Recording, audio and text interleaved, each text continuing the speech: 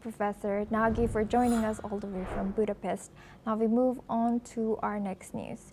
The investigation into the deadly Jeju Air crash in South Korea has revealed clear evidence that pilots shut off the less damaged left engine after a bird strike. Sources say cockpit data and wreckage showed the pilots mistakenly turned off the wrong engine just before landing. The Boeing 737-800 crashed in December at Muan Airport, killing 179 people.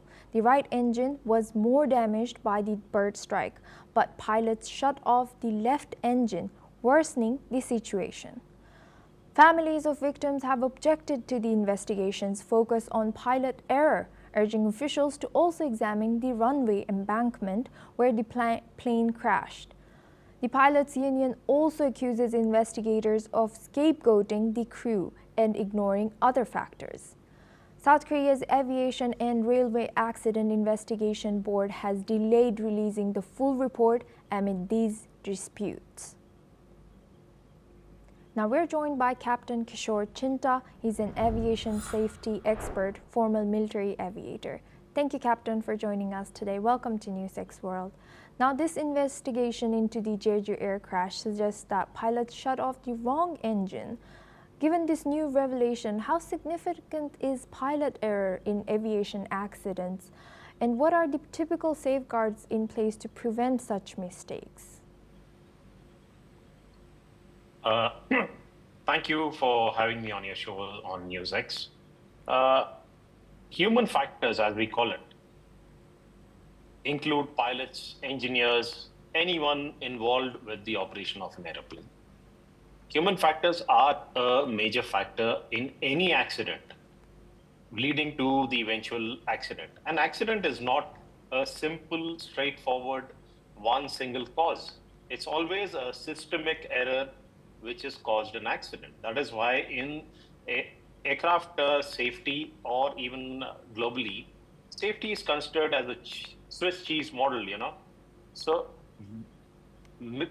multiple layers of the Swiss cheese and the holes have to align for one disastrous accident to happen. So yes, saying that human factor caused an accident is unrealistic. Coming to the Jeju Airlines accident, it is a classic example of, trying to apportion blame on the pilots who are not there to defend themselves. The mere factor that, if you see the wording of Reuters report and their undeclared source, is that less damaged engine. How do the pilots sitting in the aircraft assess damage to a particular engine? You go by what are the cockpit indications. If it says a particular engine has to be shut down, you shut it down. There is no two ways about it. You can't go into the engine and say, hey, it was less damaged or more damaged. It's all based on the cockpit indications. If the cockpit indications did not mandate the left engine to be shut down and still they shut it down, please show it to us with the adequate flight data record and the cockpit voice recorder recordings. Otherwise, there is no business of even, apportioning any blame other than the fact that the pilots landed on the runway. They overshot the runway, and why not focus on why there was an embankment which was eventually hit and caused to the post-crash fire and casualties. That should be what they should be focusing upon. And once again, this is a classic Boeing driven accident investigation, where Boeing would not like to take on any responsibility whatsoever on why and what happened with those engines. If there were bird remnants in the left engine also, what was the extent of damage? Did it require the engine to be shut down or not shut down? What were the event-based cockpit indications for that engine to be shut down by the crew?